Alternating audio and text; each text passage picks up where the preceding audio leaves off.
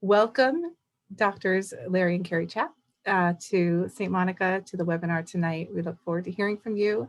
Welcome also to all of those who are listening live and to those who will be listening in the recording. My name is Deb Rojas, and I am the Director of Liturgy and Music here at St. Monica in Berwyn, Pennsylvania.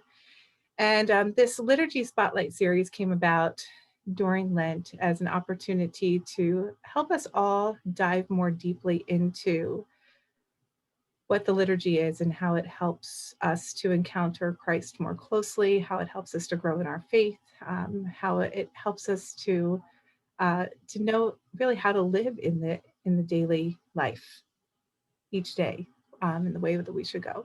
So we're really looking forward to hearing what you have to offer tonight. And I would like to just, by way of introduction, just introduce Doctors Larry and Carrie Chapp, are both Catholic theologians.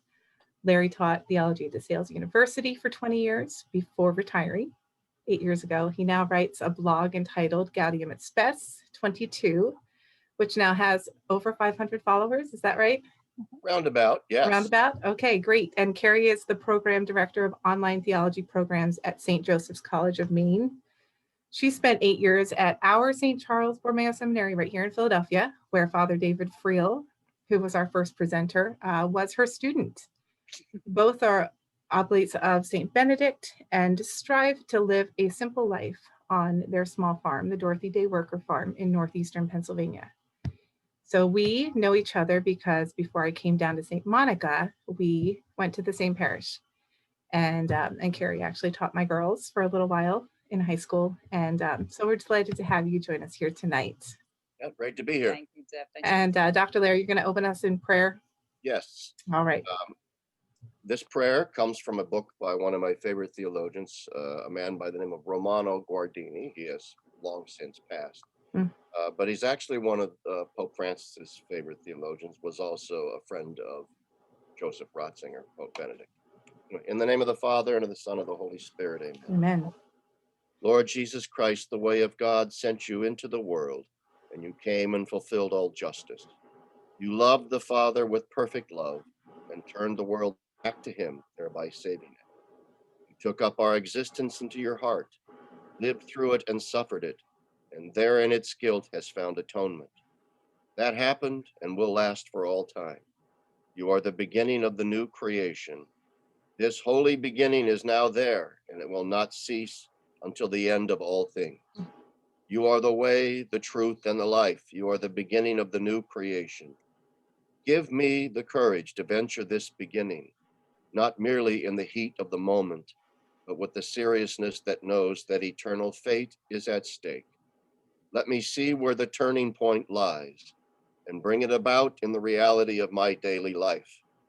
And when I discover how entangled in my former ways I still am, give me the loyalty that persists and the confidence that starts over again, however often all may seem in vain.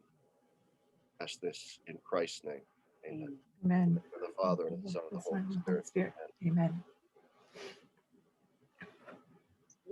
Oh, thank you. It's one of my favorite prayers. Yeah. Yeah, that's powerful. Well, good evening, everyone. Good evening. I'm Dr. Carrie Chapp, as Deb mentioned. And I'm going to start off. Our topic tonight is the reform of the reformed with regard to the liturgy. So before I start talking about the reform of the reform, I thought I would put it into a context of what was the reform to begin with, why was it called, and what was it really all about? What were its objectives? And then what happened with the initial reform. And instead of actually even calling this the reform of the reform, I'd like to refer to it as the ongoing reform, so that we don't just kind of pit it one against the other, or even hop over the first reform to a pre-Vatican II situation. So I'd like us to kind of go into that mode of continuity, a hermeneutic of continuity, we like to say in theology, where things are on a continuous continuum, just always trying to improve, assess and improve, assess and improve. So I'd like to actually start with us thinking about the Second Vatican Council, which is, of course, the council that called for the liturgical reform, and why it found reform of the liturgy even necessary. And some of you may know or remember even that prior to the Second Vatican Council, there was a standard liturgy in Latin. What we call now the TLM, or the extraordinary form, was the ordinary form for the church prior to the council.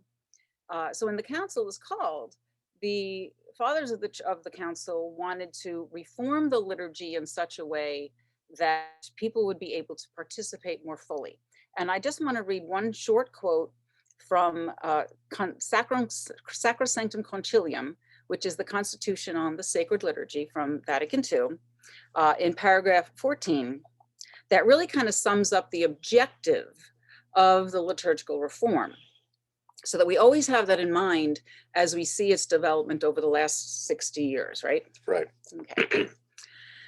Mother Church earnestly desires that all the faithful should be led to that fully conscious and active participation in liturgical celebrations, which is demanded of the very nature of the liturgy. So I'm going to say that again. Mother Church earnestly desires that all the faithful should be led to that fully conscious and active participation in liturgical celebrations, which is demanded by the very nature of the liturgy. Now, I know Father Friel gave a wonderful talk last week or whatever, a couple weeks ago, on the liturgy and encountering Christ in liturgy, which was wonderful because it really got to the heart of what we're doing at the liturgy, which is the whole purpose of the reform, was so that the lay people in the pews could go from the mass that was prior to the council, where they sat in the pews, usually doing some other kind of devotion, while the priest, the altar boy, did all the work. The priest would say his silently. Prayers.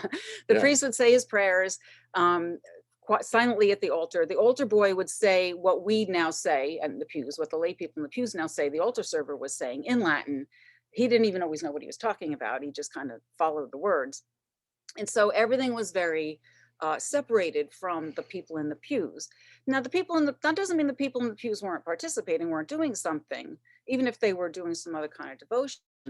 But they were even like offering themselves in the mass, offering the sacrifice of the mass, because we don't want to forget for how many centuries the greatest saints of the church were praying that mass. So something must have been happening, right? They had to have been participating.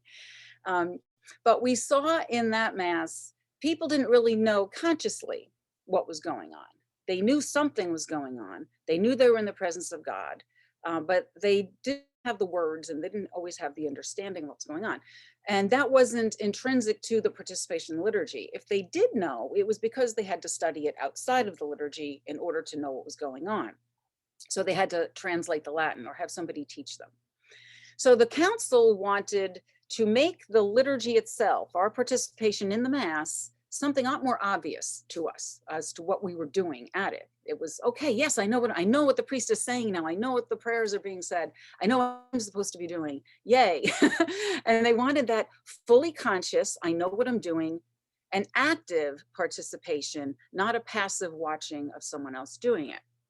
So I want to focus a little bit on this word active. Another way of translating that word is actual participation. So the council wasn't just looking for active participation in an outward way, where we do stuff, like we say things, we respond to the priest's words, or we lecture, or we sing in the choir, or we serve at mass in some way. It isn't this outward manifestation and physical activity that the council was concerned with. It was actually participating in the sacrificial offering that was going on at the mass. So the council wanted lay people to know by their baptism, they died and rose with Christ, and in the liturgy, they bring themselves to that celebration and offer their lives to God. Sorry about the dogs. With Christ, so Christ can bring their offering to the Father and it can be accepted. So there's this whole desire by the council to have lay people know what they're doing at the mass.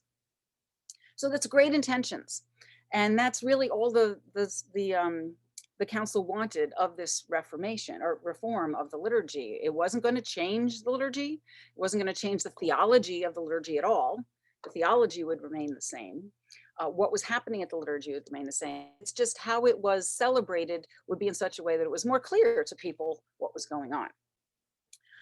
And so the first shot across the bow, so to speak, was to change it into the vernacular languages all over the world. Take away the Latin, and not completely. Actually, Sacrosanctum Concilium does not forbid Latin from being in the liturgy. Not at all. It actually wants the liturgy to maintain certain parts in Latin, I think, to maintain the unity around the world. So we always have something that binds us or bonds us to other cultures. We have that common language because it is the language of the church. Like original documents in the church are written in language and are written in Latin, and they're translated from the Latin into the various vernaculars. So that's an important piece.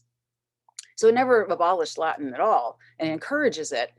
But the first attempt was, all right, let's put some vernacular so that people will understand it in their own languages. So language was a barrier to people understanding what's going on. They tried to take away that barrier. So let's talk about that for a second.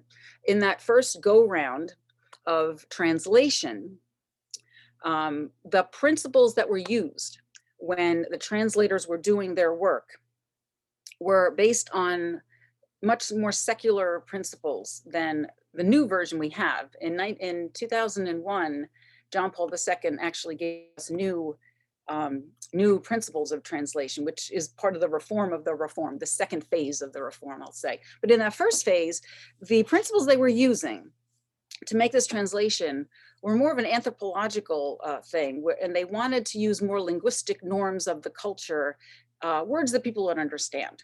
Street language. Street language, yeah. Yeah. Instead of some kind of high language of things that people might not understand. They wanted it to be very understandable. And so they did that, but in doing that, they ended up having to change, or what they ended up doing, whether they had to or not is probably a question.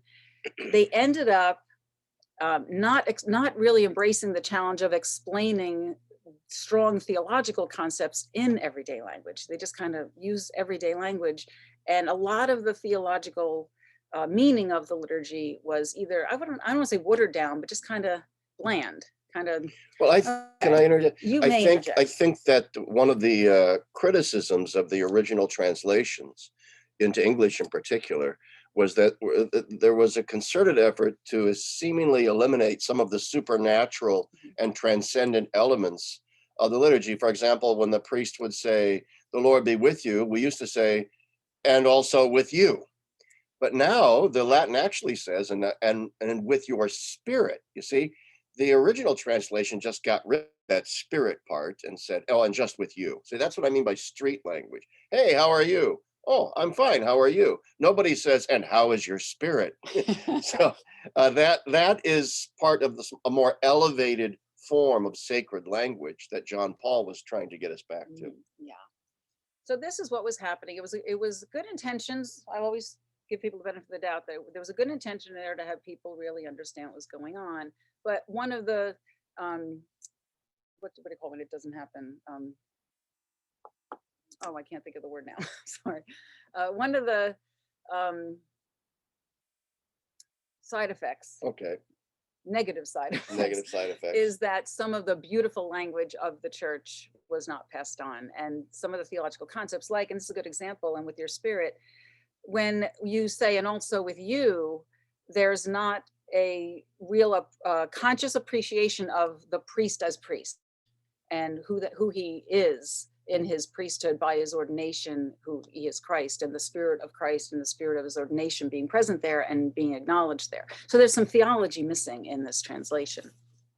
So that first translation was what it was, and it was kind of not as precise as it could have been, which might have been great. People understood what was going on, but only to the extent the translation really allowed them to do so. So we had that. The next thing in that phase as well, and I think Deb can appreciate this, is music changed. There was Oh, an influx of music that also went by these same principles. Let's use the common music of the day.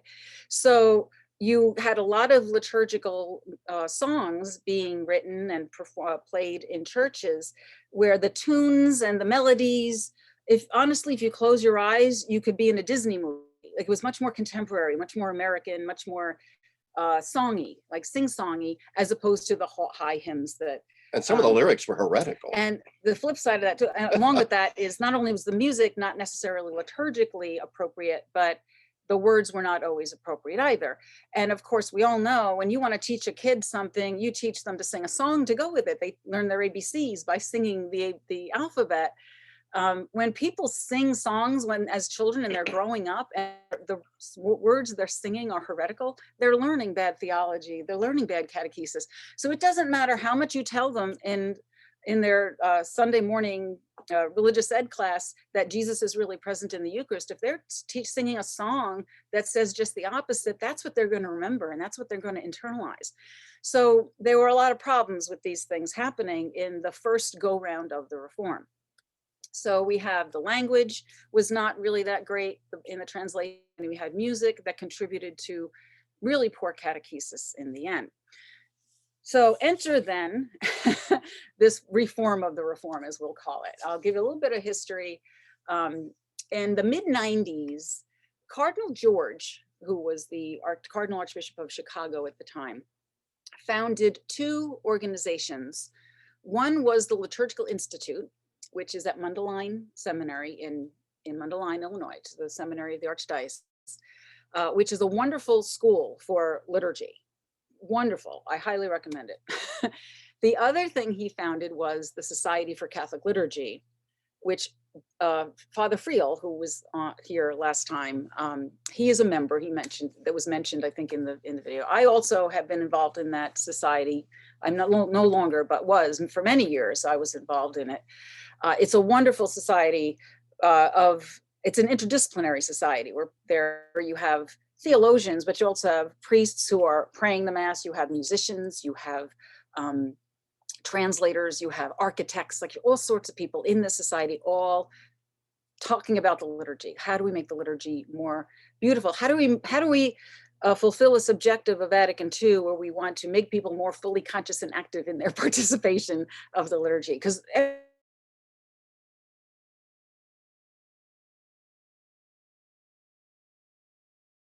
everything matters for that, to that experience. So we get to the first round of Reform was just okay. And one of the emphasis we saw there was more on that outward active participation, where we sing a lot together and we have a bunch of different people reading or serving or being extraordinary ministers of Holy Communion, very active in the church. But it didn't really pay much attention to the internal participation. It really just focused on that communal aspect of we're all here together and it's wonderful, isn't that great? But it really neglected to pay much attention to the internal offering of the self that was much more prevalent, really. It was really the only participation, really, in the prior Mass, the Mass before Vatican II. So everything was horizontal, very little was vertical. So you have these two extremes, I guess. Before the council, you had everything vertical. And after the council, you had everything horizontal. And so now, in the last 30 years or so, right, 25 years since 95, we've had people who are trying to bring those two together, not throw the baby out with the bathwater and say, let's just go back and just do the Latin Mass like we used to, because there's a reason the Reform was needed. And we can never forget that we really are trying to have people be more fully conscious and active in their participation in the liturgy. So we don't want to just go back to what wasn't working, what caused the Reform in the first place. But we don't want to go to the other extreme where it just looks like we're participating. Like, don't we look like a very active parish because everyone's doing something at the Mass? We want that internal participation as well, where I go to the Mass, and I know Father Friel mentioned one of his favorite parts of the Mass is the offertory. And it's also one of mine. And it's not because, people from the community bring gifts up to the priest. No, the offertory is when I make my commitment to God and say, like, take my heart, right? I lift up my heart to you. take my heart. It is right that I do so, right? It is right and just that I give my heart to you. I lift up my heart to you.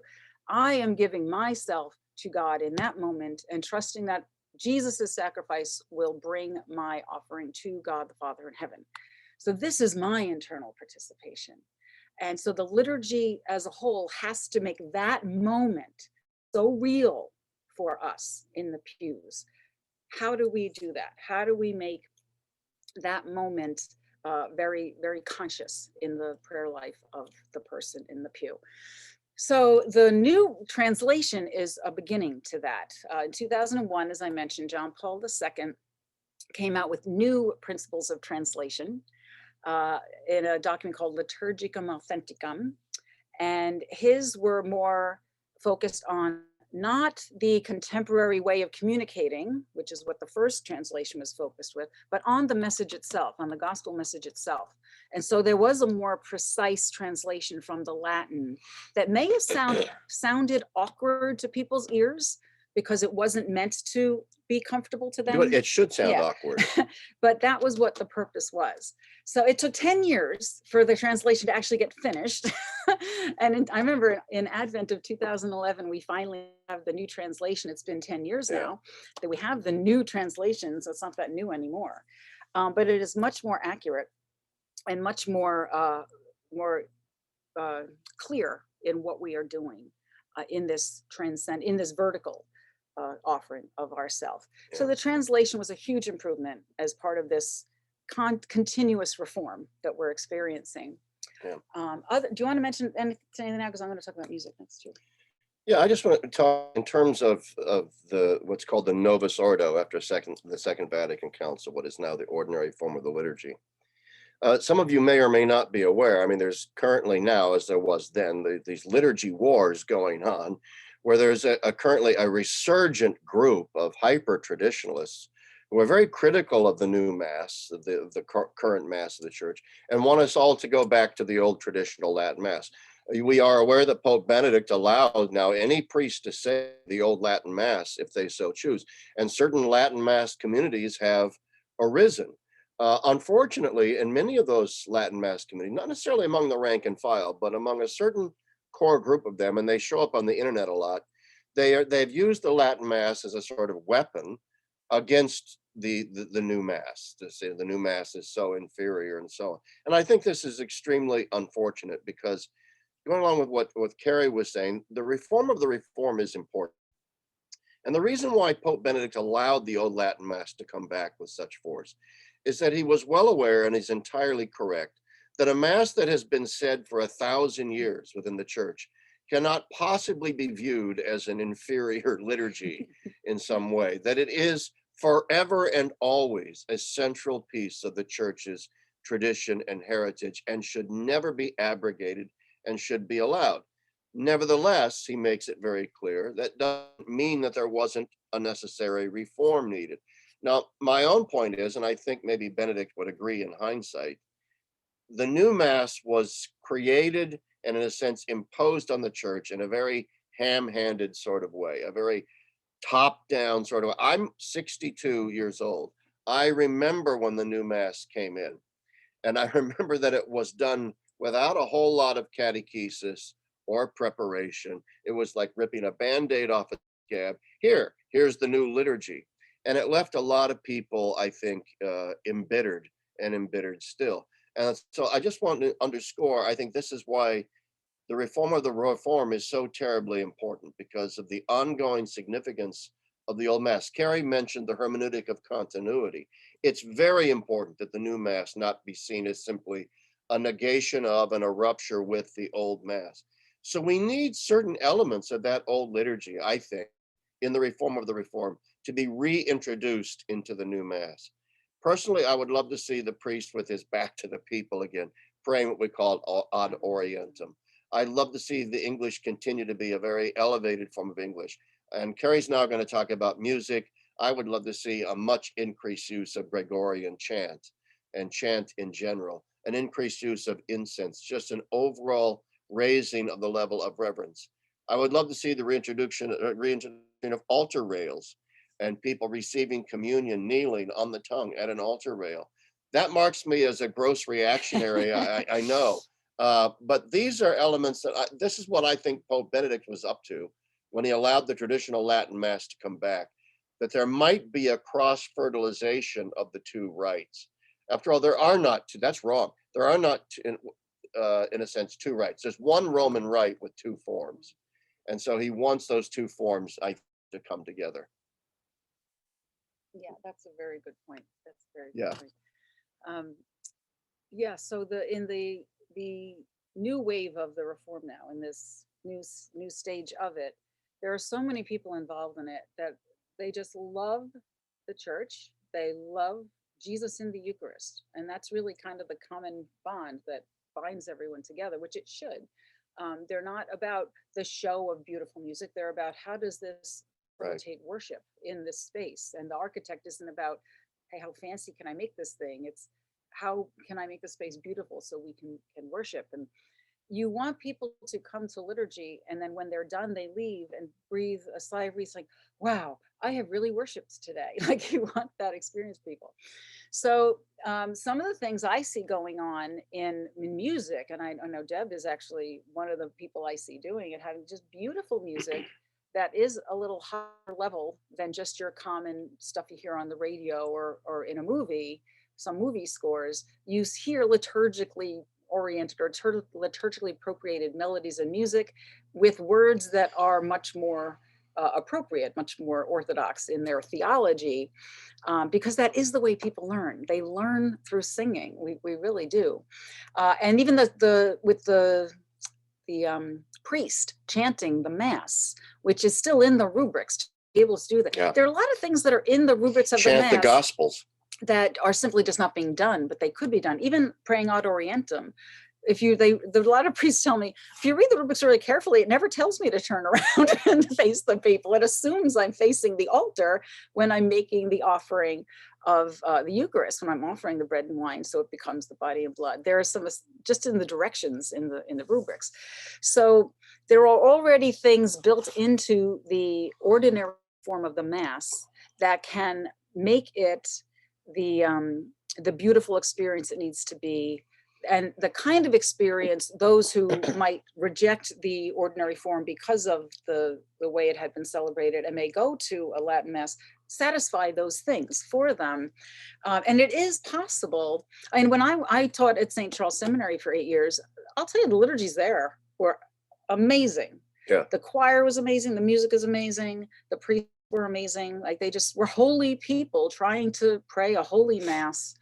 And that is really what it comes down to. A beautiful Mass is prayed by a holy priest. So pray for our priests that they always love praying the Mass, because you can really tell. We attended, Carrie and I attended a wedding of a former student of mine a couple of years ago, and it was at the cathedral in Baltimore. Yeah, in Baltimore. And it was just an ordinary form Mass, wasn't a TLM high Mass, and it had to have been probably the most beautiful Mass I've ever attended in my entire life, with Gregorian chant, a gorgeous choir, lots of incense, and I mean, it was just all the bells and smells, and it gave the lie to the idea that the new Mass, the Novus Ordo, the ordinary form, whatever you want to call it, cannot be done beautifully. Of course.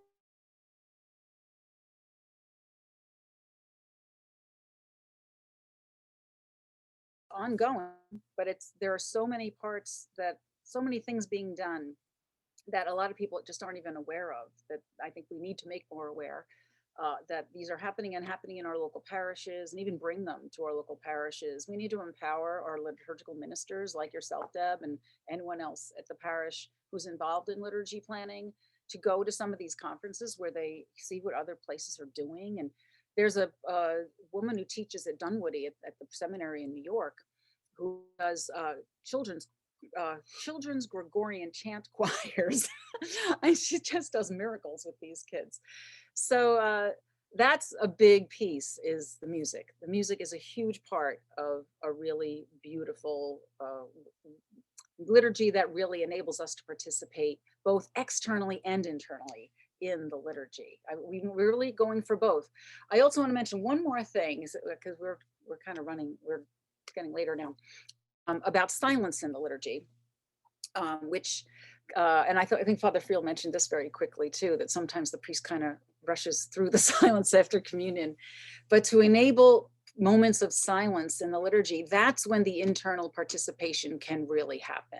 So silence, even during an offertory, instead of singing a song at offertory, having music where people can really internally offer themselves to God in that moment. And then after communion, to just pray instead of singing a song while you're going up and coming back, pray and then sing afterwards. Just there has to be silence, time for the person to have an internal conversation with God, because that's why we're there, right? By virtue of our baptism, we are given the gift of faith, and we are given the ability to worship. We are baptized so we can worship. That's what We're that's what baptized we're born into for. a priesthood, actually. And so, of a sort.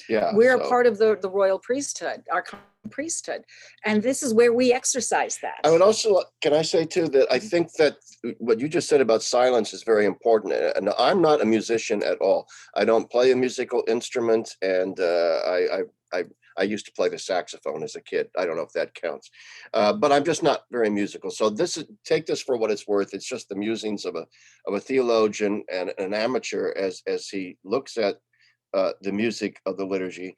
This silence thing is so very important. And I think there's a relationship between silence and music. Music is not merely the interruption of silence. Oh, we were silent, now we're going to sing.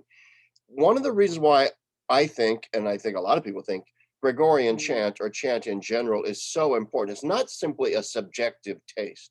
There's a reason why chant is an almost universal prayer form in religions all over the world, going back to ancient times.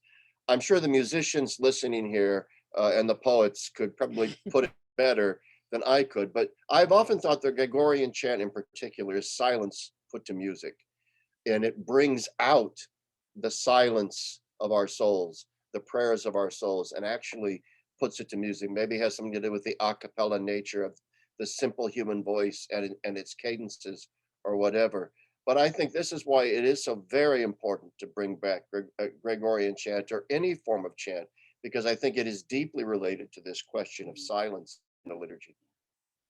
We want to move away from the let's be real busy and active in liturgy to actively participate in the offering of the sacrifice of the Mass, in both externally and internally.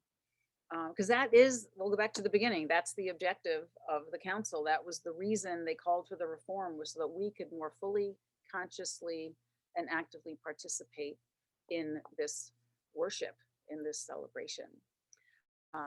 So I think with that, if you want to have any more to say, we can open it up to questions, Deb, or comments. Well, I just have just one more thing that I would like to say, which is that I do think that it's very, very important that the church have a multiplicity of forms in its ritual and worship. There's a current sort of ideology out there in the church right now among some quarters that I have already mentioned, who like to make it sound as if there is just one legitimate monolithic Roman Catholic liturgy, and that's that. But that has never been true.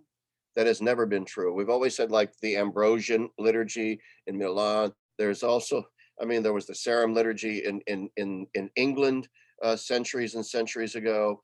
There were variations on even the Latin, and there were even examples of liturgies in the vernacular. And we do a great injustice to the Eastern Rite Catholics and Eastern Orthodox Christians in general when we speak as if liturgy in the vernacular is some kind of great devaluation of the liturgy. We've always had in the Roman Church examples of liturgies in the vernacular in our Eastern brothers and sisters. And so I think, and Carrie and I attend an Anglican ordinariate parish, which is something new in the church. And nevertheless, here we have another liturgical form in the Roman Rite of the Western Church. So I think when we move forward with the reform of the reform, I think we need to realize that there are a great many resources out there for us to draw from in order to build a truly beautiful liturgy for the church. And just one thing to wrap that whole thing up. I say to people all the time, all of these different forms of the liturgy, at a validly celebrated one, Christ becomes present and we unite ourselves with him. How can there be anything bad about that? So don't be a liturgical snob and say my form of worship is the best. Because you know what? Jesus comes to that form too. And So we can't be snobs about it. don't be an idolater of rubrics. Yeah. All right. The point to all of this is sanctification, holiness, union with Christ. And we can get so caught up in these liturgy wars and these liturgy battles where we go to the mat, like people were upset. Oh, this Ash Wednesday, they're going to sprinkle the ashes on my head instead of putting it on my forehead. Are you crazy? This is something we're going to get upset about.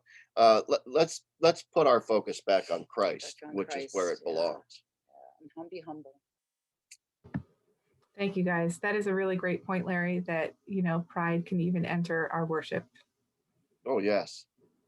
And if that is the case, then the interior disposition of worshiping and being oriented to what is taking place in the Mass is going to be difficult to achieve. Yeah. For sure. Exactly. Well, thank you. Thank you for sharing that. We do have a question. James Wilson, it's at the Sacramentum Concilium document. I believe that's the abbreviation that he's referring to. He continues to find very good, but he said he doesn't understand the details of the history, the series of interpretive decisions that led to the dialogue Mass and its horizontal orientation taking the field so quickly and completely. Do you have a sense of how the drama unfolded, or was it just like an umbrella that opened in a flash? Oh, man. James, you have just opened up a huge can of worms, box. Because this is one of the bones of contention that after the council, Paul VI set up the liturgical commission to develop, the new form of the Mass. And it had a lot of really good people, and theologians like Louis Bouillet and others who had written extensively on liturgical renewal, and some really genius people. Unfortunately, it was headed up by a bishop by the name of Bugnini, for whom there's some evidence that he was actually a Freemason, and a bit of a heretic. Let's just put it that way. And I don't take these conspiracy theories very seriously at all. So I say that very advisedly. But the point is, there's now a lot of evidence that sort of Bugnini kind of railroaded the new Mass through this group and sort of deceptively lied to Paul VI about what he was doing, and sort of then presented both the liturgical commission and Paul VI with a liturgy that was at this point a kind of fait accompli. Here's what we have, Holy Father. Everybody on the committee agrees that this is the way we need to go, and Paul VI signed off on it. And I know that sounds extremely conspiratorial, but unfortunately, that's the short answer to how we went from the traditional Latin Mass to the new Mass in an instant, overnight, without a whole lot of seeming gradual steps in between. That's why, like I said, it was like ripping a Band-Aid off a scab. Here's the new liturgy. And it came from a single committee in Rome that the Pope signs off. And now, ultimately, it was Paul VI signing off on it. So ultimately, it's his responsibility. And nobody really seems to know why he didn't take a step back and say, "Now, wait a minute, isn't this a bit drastic?" Or radical, even? Or yeah. Carrie might want to. Yeah, some of these things were already happening in a place like Germany, in the earlier part of the century. I guess it was experimental. But I will just remind us that even in the Latin Mass, before the council, there was a dialogue going on. It was between the priest and the altar boy. The altar boy said the responses that we are now saying. So there was always a priest and laity conversation going on before God, but the altar boy represented us. And so all that the new form did was take that piece and give it back to us so that we could say it for ourselves. Right. So there's nothing heretical or odd about it. It's like, okay, we're just having that part be put in the mouths of the people who should be saying them. So it's really not that drastic a development as people like to think it is. No, the dialogical element certainly was. It just went from being silent with the altar server to out loud with the rest of the congregation. And so that's why I said my comments about Magnini, I say under great advisement as to how they can be misinterpreted. But the fact is, there was this abrupt nature in which all of Carrie's absolutely right. There were antecedents for all of this. Yeah. In the pre-Vatican II liturgy, the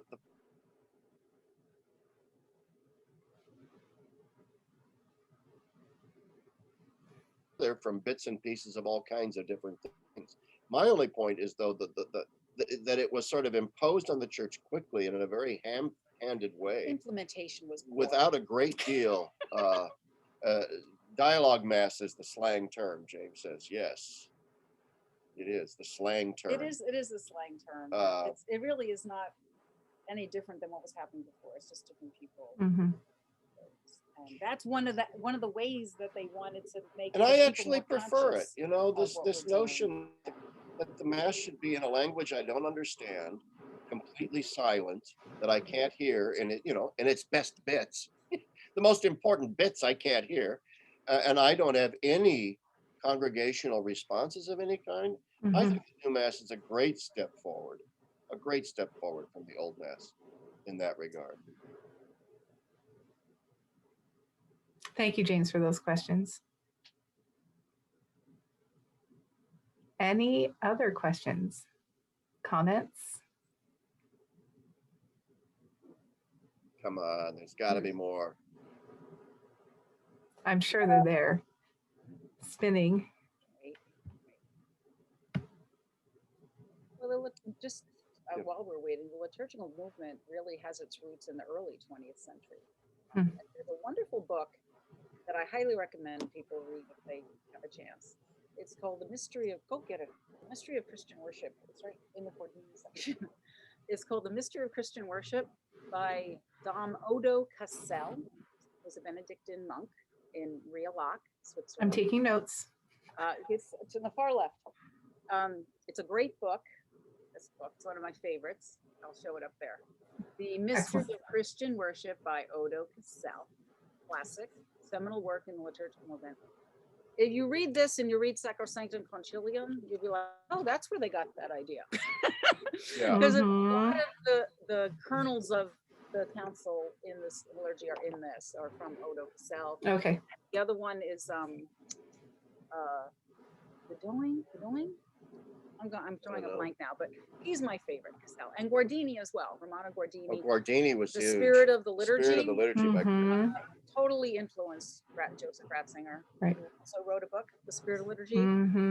It's by Guardini. In fact, Pope Benedict, before he wrote like Jesus of Nazareth when he was Pope, the only book he wrote as a book was The Spirit of the Liturgy. Everything else were a collection of his essays or interviews with people.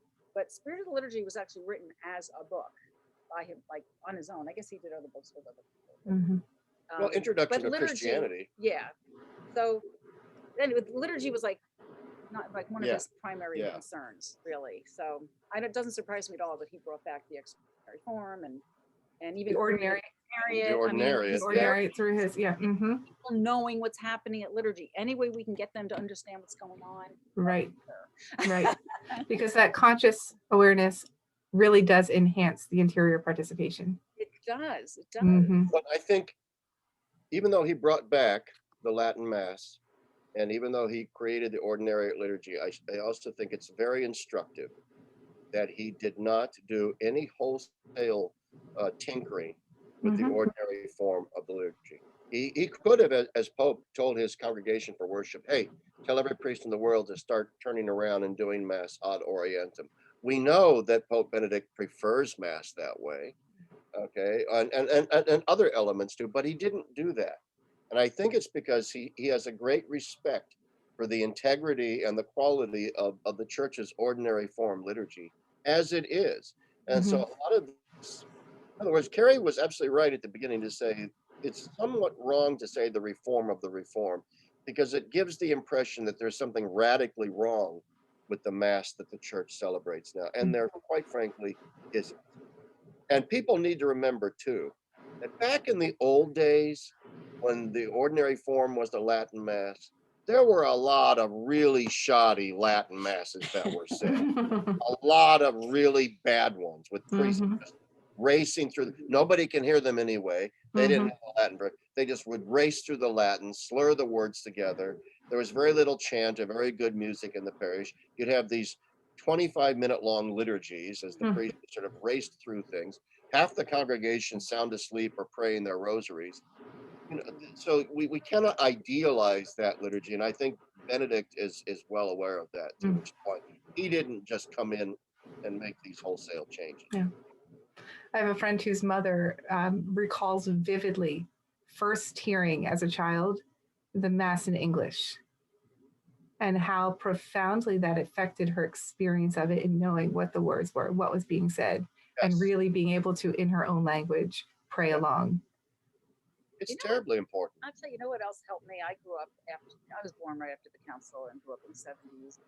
I have a they needed them then because it was so new. We all had missalettes. Mm-hmm. So I was, even the parts of the priesthood that I wasn't supposed to say, I would read the canon as he was praying it. And so I'm like, oh, this, like, I knew what was going on. And of course, this was normal to me because this is what I grew up with. But having that missalette was so helpful because I could see it. I understood it. I didn't have to Well, translate Deb it. can appreciate. I try to follow Father Bergman, but that's a bit hard. Well, they do provide a really good program up at St. Thomas More in Scranton. Yes. Any other questions people might have? No, I think we are. I don't see any. Okay. Well, thank you so much for joining us tonight. For having Great, us, thanks, James. Deb. Thank you for coming, James. We appreciate it. Yeah. Yes, thank you, James, and all the other people who are here. Really is a blessing to continue to better understand what we're doing and why, and how it fosters growth in our relationship with God.